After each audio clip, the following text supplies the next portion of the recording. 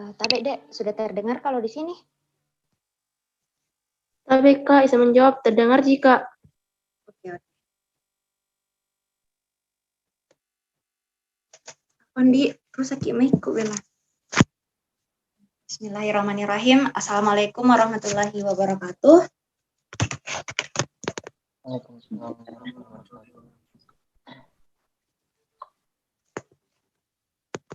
Ya, saya izin pakai dua device, Dek. Pakai dua device, sorry.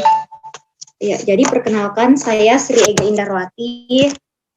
Bisa dipanggil Ega. Jadi saya pengganti asisten untuk pengganti asistennya dulu adik-adik karena berhubung kakak asistennya lagi ujian. Saya angkatan 2018 dan juga selaku asisten tahun lalu.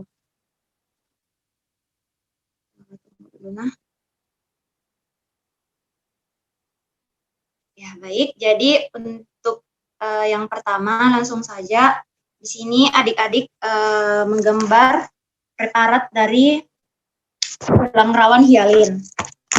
Terdengar jelas Ji suara aku, Dek? Izin menjawab Kak. Kenapa? Jelas dengar Kak. Oh iya. Kalau tidak terdengar, misalnya nah chat Kak atau langsung nih bilang di room. Ya baik, jadi untuk yang pertama itu ada tulang rawan hialin. Nah di tulang rawan hialin ini sedianya diambil dari trachea. Nah struktur yang adik-adik gambarkan tadi di penjelasannya dokter itu sudah sangat jelas ya. Yang pertama ada perikondrium, ini lapisan terluar atau semacam pembungkusnya dari tulang rawan hialin. Nah perikondrium ini dibagi dua. Untuk lapisan luarnya itu dia disusun oleh lapisan fibrosa, bagian luar sini toh paling luar. Kemudian yang bagian dalamnya itu dia disusun oleh lapisan kondrogenik. Nah, kalau di lapisan fibrosa itu dia terdiri dari sel-sel fibroblast, oke? Kemudian untuk lapisan di dalam karena dia disusun oleh lapisan kondrogenik, jadi di sini disusun oleh sel-sel kondroblast. Oke, itu kalau di perikondrium. Kemudian kita masuk di bagian dalam sini. Nah, di bagian sini yang pertama adik-adik tunjukkan adalah struktur kayak bulatan-bulatan di sini. Bulat-bulatan itu disebut dengan lakuna. Nah, di dalamnya itu ada kayak titik. Nah, itu disebut dengan sel kondrosit. Nah, jadi lakunanya itu dia semacam kayak rumahnya toh. Kemudian di dalamnya ada sel kondrosit. Nah, kemudian struktur selanjutnya adalah matriksnya. Di sini ada dua matriks. Tadi dijelaskan toh sama dokter, ada matriks teritorial dan matriks interteritorial. Apa bedanya? Kalau teritorial itu berarti dia yang pas berbatasan dengan lakuna. Jadi pas di sekitarnya lakuna itu adalah teritorial. Di sini nampak sekali beda warnanya. Dia itu warnanya lebih agak gelap. Nah, sedangkan ada juga dinamakan matriks interteritorial. Dia itu kayak yang di space yang lebih jauh lagi di sini.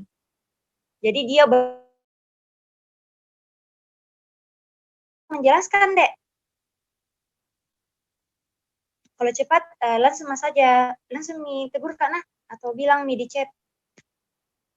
Jadi saya ulang kembali, ada perikondrium. Perikondrium bagian luarnya disusun oleh lapisan fibrosa, bagian dalamnya disusun oleh lapisan kondrogenik. Nah, kemudian di dalam sini ada lakuna, kemudian ada sel kondrosit, kemudian ada matriks, matriksnya ada dua, interteritorial dan matriks teritorial. Nah, nanti sel kondrosit yang ada di dalam lakuna ini, dia akan mengalami mitosis. Jadi dia akan melakukan pembelahan. Jadi kadang kita akan temukan sel kondrosit di dalam lakuna itu jumlahnya 2-4. Jadi itu disebut dengan sel isogen. Jadi yang ini sel isogen toh dalam satu lakuna dia bisa ditemukan ada 2-4, tapi di sini ada 2 saja sel kondrosit. Ini adik-adik juga tunjukkan sel isogen. Oke, di sini sudah jelas ya. Ada yang ingin ditanyakan, Dek? Tapi Kak, pembesarannya ini berapa kali Kak? Sebentar dikirimkan untuk pembesarannya. Oke? Oh iya Kak, terima kasih Kak. Ya.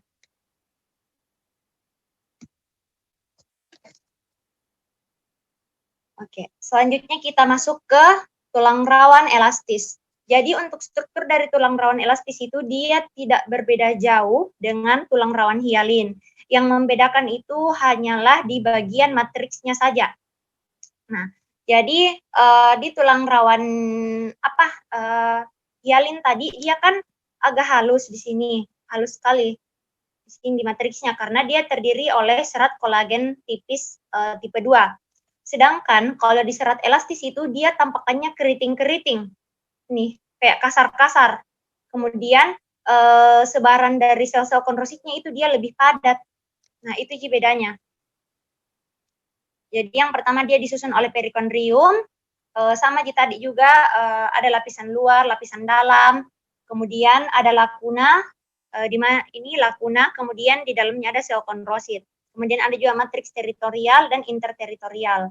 Adik-adik nanti kalau tunjuk di penuntunnya toh, penuntun di laporannya toh, tulis di situ nah perjelas di bagian matriksnya di sini dia disusun oleh serat elastis supaya terus gambaran tak juga kasih kayak keriting-keriting gini bagian luarnya supaya jelas kita bilang ini adalah tulang rawan elastis. Bagaimana deh, ada yang ingin ditanyakan? Tapi Kak, saya izin bertanya Kak. Iya. Baik Kak, yang ingin saya tanyakan di situ kan di sini kita tidak bisa lihat jelas sel-sel penyusun pada lapisan di perikondriumnya Kak. Kan tadi di tulang rawan hialin itu bisa kita lihat lapisan fibrosa ada sel-sel fibroblasnya, tapi di sini kita tidak bisa lihat Kak. Jadi bagaimana caranya kita bedakan ini Kak pada perikondriumnya Kak? Jadi kan ini memang begitu sih, memang kalau kita buka gambar dari mikroskop toh kadang memang tidak semua itu sel-sel nampak di preparat. Makanya kalau adik-adik mau lebih jelas bagaimana bentukan selnya di sini, adik-adik bisa lihat di textbook. Itu saja deh. Yang penting adik-adik tahu bahwa di sini dia disusun oleh lapisan fibrosa, lapisan kondrogenik. Untuk selnya memang di sini tidak terlihat, jadi lihat misalnya di textbook. Nah, bagaimana bentukan selnya. Baik, terima kasih banyak Kak. Iya, sama-sama. Ya, kita lanjut nah. Preparat yang ketiga. Jadi ini adalah fibrokartilago. Fibrokartilago itu biasa juga disebut dengan tulang rawan fibrosa. Ini kita ambil dari diskus intervertebralis. Nah, khasnya kalau dia fibrokartilago, dia itu tidak memiliki perikondrium. Jadi dia gambarnya seperti ini, tidak lurus-lurus kayak gini. Nah, jadi untuk strukturnya sama juga yang tulang rawan sebelumnya, tapi dia di sini tidak memiliki perikondrium. Kemudian untuk sebaran dari sel-sel fibrositnya, kalau adik-adik lihat di textbook itu, ini sel fibrosit dikatakan bahwa dia itu seolah-olah terjepit di antara serat-seratnya ini tulang fibrokartilago. Nah, untuk seratnya itu dia disusun oleh serat kolagen kasar tipe 1. Jadi beda gitu, kalau yang hialin dia kolagen tipe 2, kalau yang elastis ya elastis, kalau fibrokartilago dia tipe 1. Ada yang ingin ditanyakan di sini, Dek? Gambar mi juga di sini bilang ini lakunanya, sel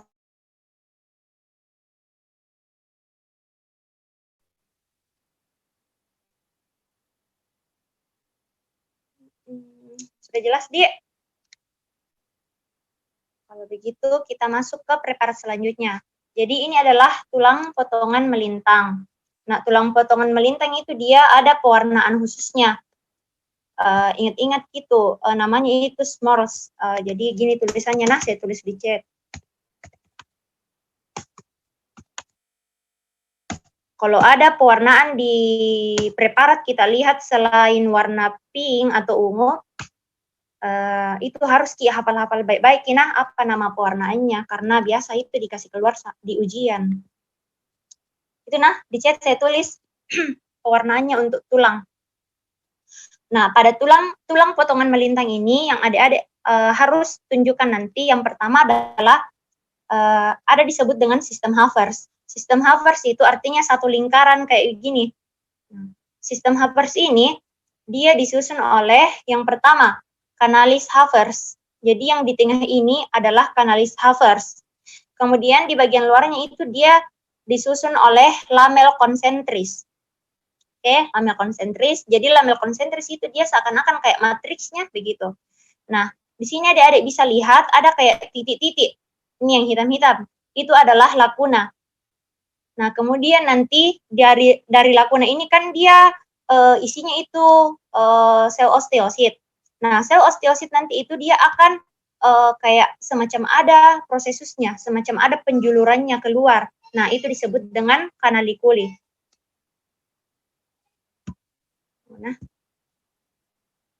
Nah, ini lebih jelasnya. Jadi kayak ini lakuna ada penjulurannya keluar, itu disebut dengan kanalikuli. Nah, kemudian ada juga lamel-lamel yang berada di sekitar dari sistem Havertz, tapi dia bukan berada di dalamnya sistem Havertz, bukan di dalam lingkaran toh, kayak begini, dia di luar. Nah, ini disebut dengan lamel interstisial. Nah, kemudian ada struktur kayak penghubung begini antara sistem Havertz yang satu dengan yang satunya. Itu disebut dengan kanalis Volkmann. Jadi itu saja yang adik-adik gambarkan. Yang pertama ada sistem Havertz, terdiri dari kanalis Havertz, kemudian ada lamel konsentris, yang isinya ada lakuna, kemudian julurannya itu kanalikuli. Kemudian ada kanalis Volkmann. Kemudian ada juga lamel interstisial, lamel yang berada di luar lingkaran toh. Ini gambaran pembesarannya tadi. Ada yang ingin ditanyakan deh di sini?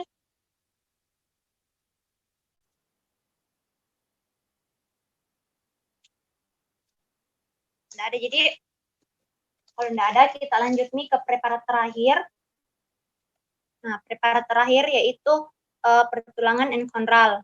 Jadi pertulangan enkonral ini dia terjadi pada kayak tulang panjang. Nah, di sini fokusnya adik-adik itu harus mengetahui jenis-jenis apa pembagian zonanya. Yang pertama kan tadi ada dikatakan zona istirahat. Nah, zona istirahat itu yang tunggu dulu nah. Tunggu.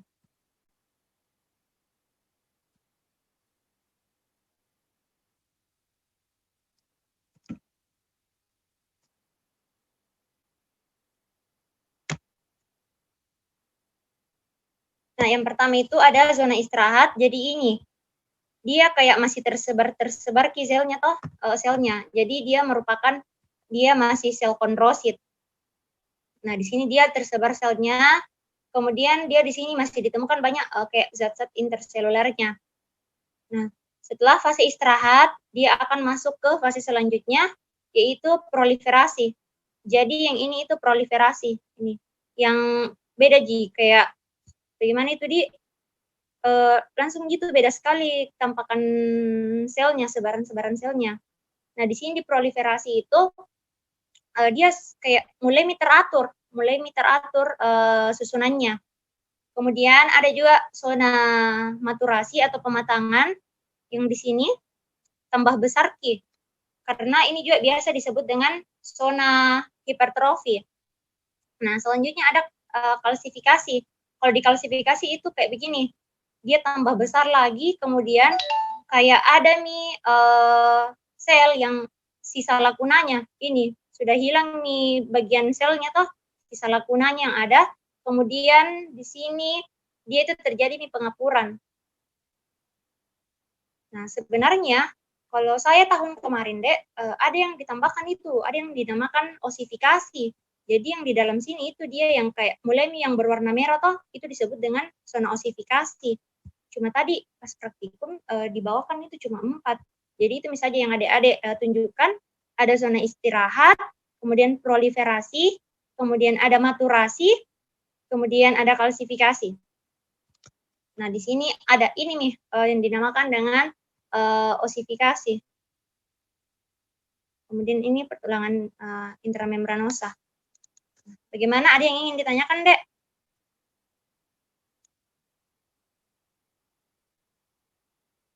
Sudah jelas ya? Tadi Kak, izin bertanya Kak. Iya. Tadi kan Kak, sel-selnya itu dimulai dari sel-sel kondrosif, Kak. Nah, Iya. Kak, di zona mana dia akan berubah jadi sel-sel osteosit, Kak? Di sini, karena diproliferasi, mana itu? Mulai diproliferasi, dia itu mulai melakukan mitosis. Jadi mulai di situ mulai bertumbuh. Nah, nanti pas di osteosit ya jadi mintom dia, pas di osifikasi ya jadi betul dia sel-sel osteosit begitu. Oh, iya, Kak. Terima kasih banyak, Kak. Oke.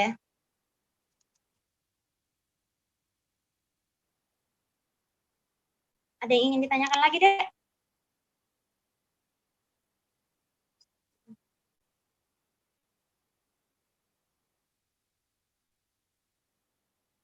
Kalau sudah tidak ada, lanjut nih Pak menggambarnya. Nah, nanti adik-adik tetap nih sama kakak asistennya. Oke? Tunggu dulu.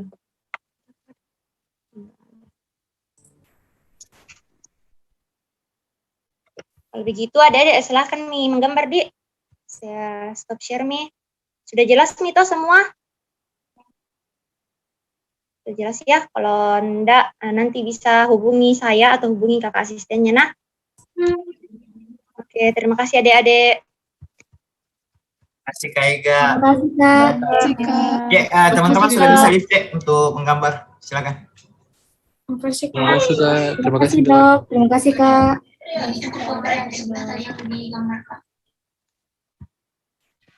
Kak.